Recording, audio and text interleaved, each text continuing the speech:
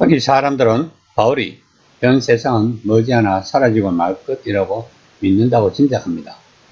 바울은 나팔소리가 울리고 죽은 사람들이 일으켜지고 우리 가운데 살아있는 사람들은 변화될 그때가 올 것이라고 굳게 믿었다고 15장 52절에서 말하고 있습니다.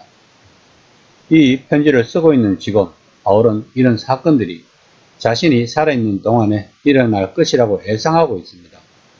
다만 고린도 후서를 쓸 때는 그때가 오기 전에 자신이 죽을지도 모른다는 가능성을 받아들입니다. 이 본문을 쓰는 동안 바울의 의식 배후에 이런 종말 위기가 있었지만 그의 의식 전면에는 그보다 훨씬 다급한 어떤 일이 있었던 것 같습니다. 바울은 51년에 고린도를 떠났을 가능성이 가장 높습니다.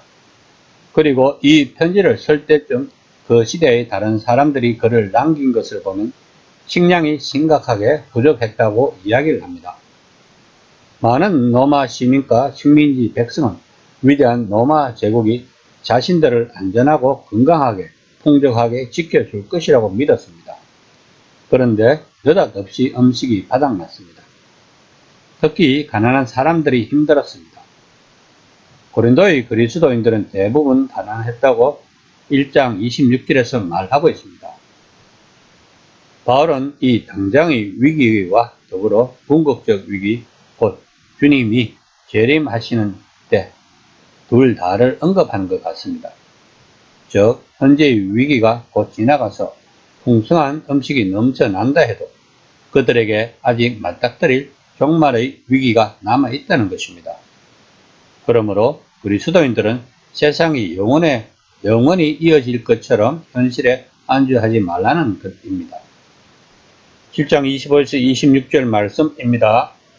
처녀에 대하여 내가 주께 받은 계명이 없으되 주의 자비하심을 받아서 충성스러운 자가 된 내가 의견을 말하노니 내 생각에는 이것이 좋으니 곧 임박한 환난으로 말미암아 사람이 그냥 지내는 것이 좋으니라. 당시에는 어린 시절의 중매로 약혼한 커플이 많았습니다.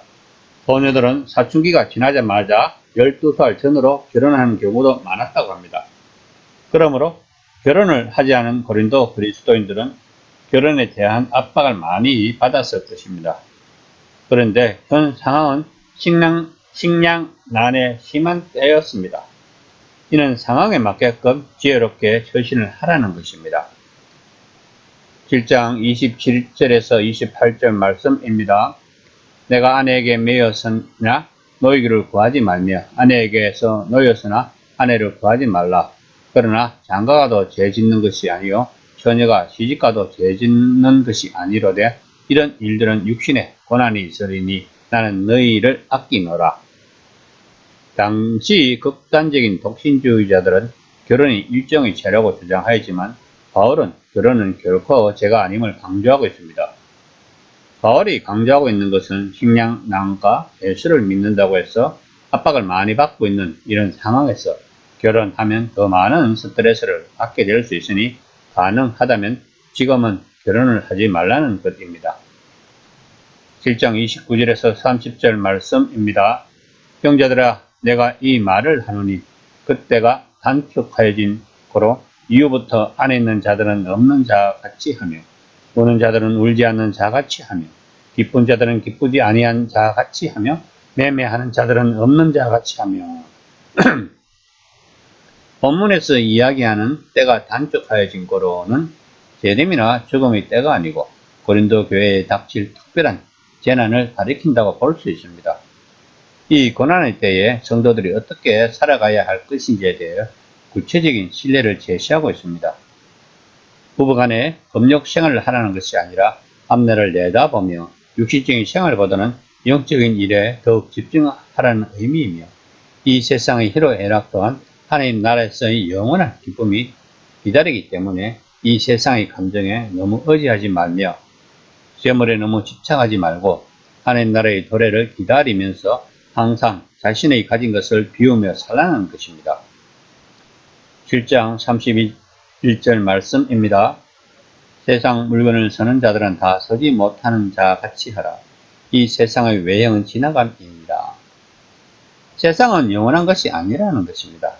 다시 말하면 죽으면 우리의 인생은 끝난다는 것입니다. 그러므로 세상에 있는 것에 지나치게 몰두하지 말며 영원한 하나님 나라에 소망을 두라는 것입니다. 1세기 고린도의 상황에서 나온 본문의 말씀은 이후 그리스도인들이 세상에서 벌어지는 온갖 요란한 사건들에 불안해하지 말 것을 이야기해 주고 있습니다. 또한 시대가 뒤숭숭하여 자신이 누리고자 기대했던 상과 지위를 누리지 못한다고 해도 괴로워하지 말라고 이야기하고 있습니다. 그런데 바울이 이렇게 이야기하는 배후에는 현 세상은 앞으로 존재할 세상, 곧 예수님이 죽음을 포함한 모든 적대 세력을 궁극적으로 부수시는 왕의 사역을 완성하실 세상에 자리를 양보할 것이라는 바울의 믿음이 뒷받침하고 있습니다. 그때가 오면 당신이 가족과 친구들이 기대하는 대로 사회의 질서와 양식을 따랐는지에는 중요한 문제가 아닙니다. 당신이 어떤 어려운 상황에서도 주님께 신실했는지가 중요하다고 바울은 강조하고 있습니다. 이 시간에 생각해 봅시다. 나는 고난이 왔을 때 하나님을 원망한 적은 없는지, 아니면 고난이 왔어도 나는 항상 하나님에게 진실하게 대하였는지,